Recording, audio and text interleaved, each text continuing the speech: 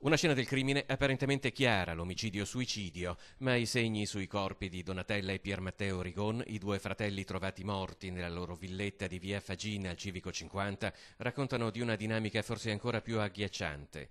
In casa si sarebbe consumato un duello mortale tra i due durante una lite furibonda avvenuta probabilmente tra venerdì e sabato, le armi usate, un coltello e una forchetta trovata divelta.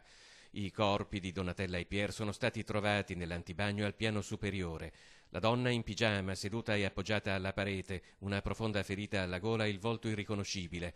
Accanto, disteso a pancia in giù, il fratello, anche lui in abbigliamento comodo e con il corpo martoriato da numerosi tagli. Tutto attorno sangue ovunque, sulle scale, sulle pareti. Forse i due fratelli sono morti per le ferite che si sono inferti a vicenda. Un epilogo tremendo. La squadra mobile che sta indagando sulla tragedia al momento esclude il coinvolgimento di terze persone.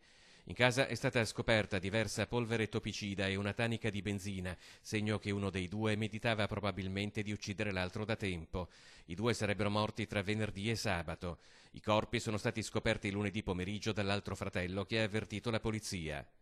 Mirko Rigon, dopo molti giorni che non sentiva i fratelli, si era presentato in via Fagin.